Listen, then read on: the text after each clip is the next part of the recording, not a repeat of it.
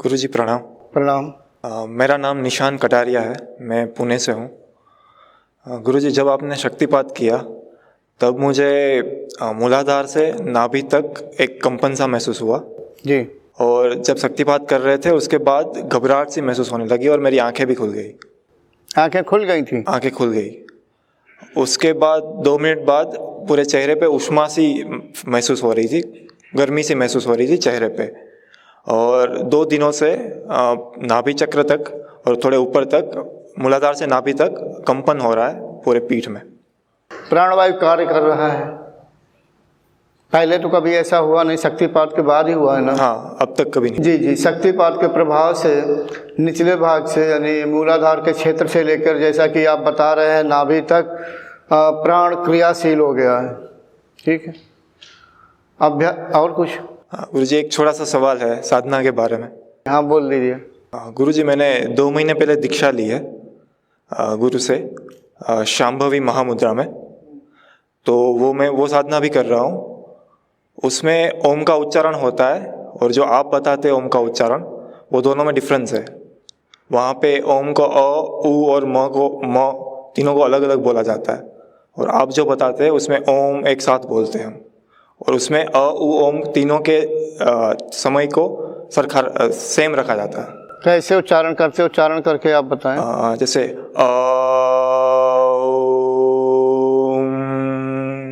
तीनों का अंतराल सेम रखा है।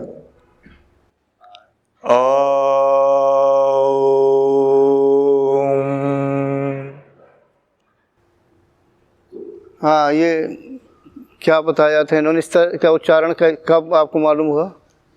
ऐसा उच्चारण मैंने जो दीक्षा ली है। दीक्षा ली है? हाँ हाँ, उन्होंने बताया। उन्होंने बताया। कोई बात नहीं, लेकिन मैं ऐसा ही बताता हूँ और ऐसा ही आगे भी साधकों को बताऊँगा। जैसा कि मैंने अभी एक साधका को थोड़ा समय पहले बताया था कि हर मंत्र का एक लयबद्ध तरीका या उच्चारण करने का अपना अपना कुछ भाव होता है। कुछ भी हो, मैं अगर जो प्रकृति में स्वमेव ओम शब्द का उच्चारण होता है, हाँ ये है आ उ मा, ये इसमें मिक्स है ओम में, जैसे ओम कह देते हैं। लेकिन जो मैंने सुना, किसी व्यक्ति ने नहीं कहा, प्रकृति में अपने आप स्फुरित होता है वो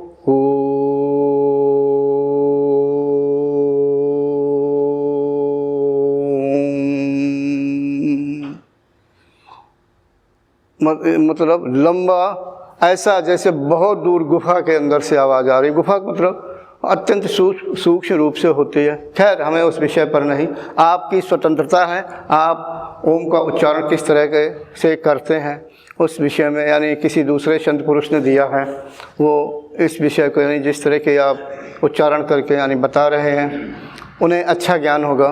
मगर मैं स्वयं और जो मेरे से साधक सीखते हैं, मैं जिस तरह से अभी उच्चारण किया इसी तरह का बताता हूँ। तो गुरुजी, मैं अगर दोनों साधना करता हूँ, आपकी और उनकी दोनों की, तो दोनों में अलग अलग उच्चारण कर सकता हूँ क्या?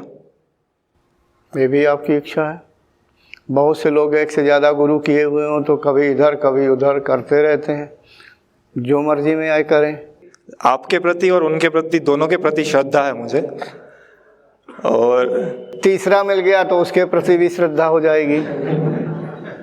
देखो, ऐसा नहीं है कि कोई बात नहीं, किसी भी संत से अगर शिक्षा मिल गई ग्रहण कर लेना चाहिए, उसमें कोई बुराई नहीं। लेकिन मैं ज़्यादा यही कहूँगा, आपने जिसको गुरु बनाया हो, दीक्षा दी हुई, दीक्षा का महत्व तो बहुत बड़ा होता है, उसी के बताए हुए मार्ग पर चलना चाहिए। थोड़ी देर के लिए कभी कभी साधक ऐसा भी कह देते हैं कि मैंने गुरु बना लिया था, उस समय ज़रा नहीं देखा उतना उस विषय में, यानी गहराई से नहीं बताते हैं, और भी भिन्न भिन्न कारण। तो गुरु की आज्ञा लेकर के दूसरे का भी मार्गदर्शन ले सकते हैं, लेकिन गुरु की आज्ञा लेकर, उदाहरण दे रहा हूँ और कुछ नहीं। जैसे कुछ मैंने ऐसे गुरुओं को देखा कि थोड़ा बहुत साधु जैसा बन गए, वो भी दीक्षा देने लगते हैं। साधु तो हर तरह के मिल जाते हैं, हरिद्वार में चले जाएं, बनारस चले जाएं, चित्रकूट में हर तरह के मिल जाए, वो भी दीक्षा देते हैं।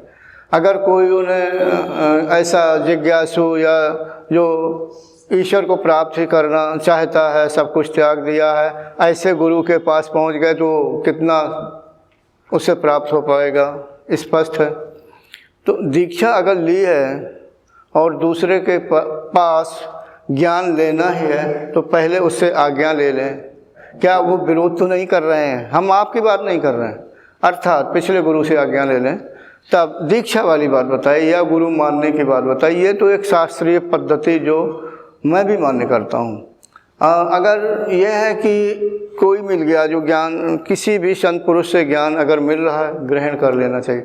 लेकिन अगर आप या कोई अन्य अभ्यासी या जिज्ञासु इसी प्रकार से भिन्न भिन्न संत पुरुषों से मिलते रहेंगे जो मार्गदर्शन कर रहे हैं, तो उनमें जो सिखा रहे हैं, जो उनका सिखाने का तरीका है अथवा जो मार्ग अपनाए हुए हैं, जिस मार्ग से वो यानी संत पुरुष यानी उन्होंने अपनी योग्यता बनाई हुई है, तो थोड़ी भिन्नता होती है। जैसा कि अभी आपने बताया ओम का उच्चारण कि मैं दूसरे ढंग का कर रहा हूँ और जो आपने जिनसे दीक्षा ली दूसरा, तो फिर थोड़ा कंफ्यूज में हो जाएंगे और जो प्रैक्टिस करेंगे उसमें भी थोड़ी भिन्नता आ जाएगी।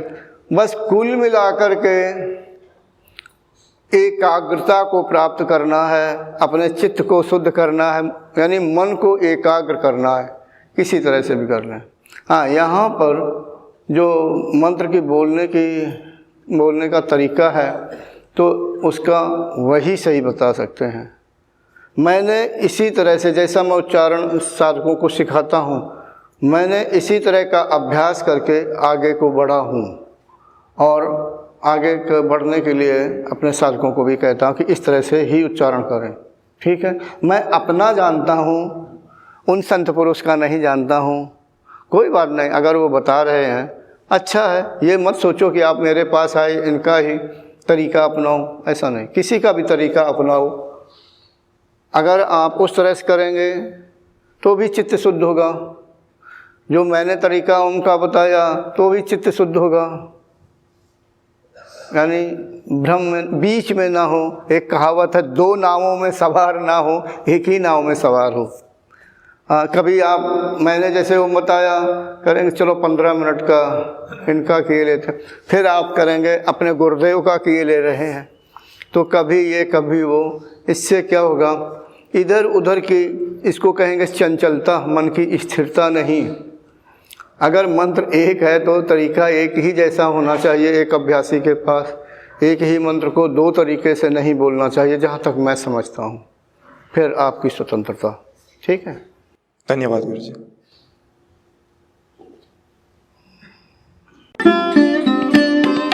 Thanks for watching. Remember to like, comment and subscribe.